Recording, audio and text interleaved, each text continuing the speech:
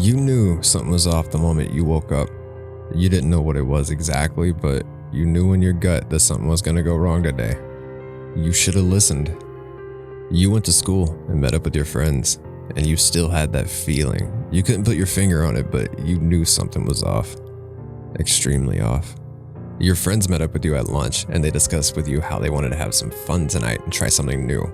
They wanted to meet up in that rundown warehouse so that all of you wouldn't get caught. You knew deep down that it sounded like a bad idea, but you tried to be logical, and skepticism took over your mind. You didn't think anything would truly happen. You should have said no. The four of you went down to that warehouse and started to set up for a ritual to call spirits. Apparently your friends researched something called Nulvia, a magic practice that takes aspects from Wicca and Voodoo. They wanted to try out the rituals they could summon things they didn't understand just to see if they were real.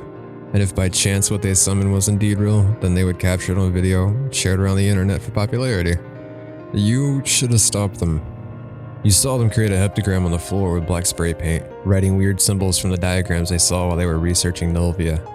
You felt uneasy as you saw them set up candles, and even burn sage and set up salt to protect you all from anything evil that may try to attack you. However, even with all that protection, you still felt something was off. You should have stopped this. You all joined hands and chanted something one of your friends told you would make the ritual work. At first you felt nothing was wrong, even doubted that something would rise from the symbol in front of you all. You even started to joke around and snicker underneath your breath to calm yourself down. But there was still that hint of anxiety that told you to stop and run before anything happened to you. You didn't want to believe it though. You were convinced that nothing was going to happen. You even boldly called out the name of the spirit you wanted to summon and asked if it was there. You teased it because you thought nothing was going to happen. And when you opened your eyes with your friends, you looked around to see the candles and the sage were still lit. You sighed to yourself a little, and you started to boast about how much of a crock that ritual was. You should have done that. In the darkness, you can hear the panic whimpers of your friends. You felt the anxiety and fear in your chest pumping, trying to claw and escape from you. And you were frozen though, and you couldn't do anything but watch as the heptagram glowed a grayish light in front of you and your friends. You all saw the flames of the candles illuminate a reddish-maroon flame light up one by one, and backed away from the ritual space. You all watched as the grayish light became a dim beacon in front of you, and a hand reaching out of it gripping the ground in front of you. It pulled itself up from the portal to reveal an ashen body with dark slits for eyes, a mangled and wide jaw with sharp teeth, long arms, big hands with 7 fingers, and an agile frame. You thought it looked human, but its features were disturbing. You could tell that it was something more intense and malevolent. It looked at you with its eyes and smiled, and you just stood there. That thing slowly walked towards one of your friends as he backed up. It just smiled as it backed him up into the wall and slowly raised him off his feet with its multi-digit hand. And as he screamed and pleaded for his life, it smiled as it ripped apart his face with its jagged teeth. Blood and viscera were tossed around as everyone looked on in horror, letting out blood-curdling screams as the monster chewed on your friend's face with absolute delight and swallowing chunks of its brain and skin tissue. You tried to make a break for it. That monster quickly threw down your friend's carcass and started to work on the other two, toying with him as he chased him around the warehouse. One of your friends, sadly, was caught by the neck and impaled by the creature's hand through his chest. You and your remaining friend stood by the warehouse door staring helplessly until the predator locked the ties on both of you. As you both stumbled out the door, the monster caught up on the heels of your last remaining friend. The last image you saw of her was a look of shock and immediate fear as she was dragged back into the dark warehouse.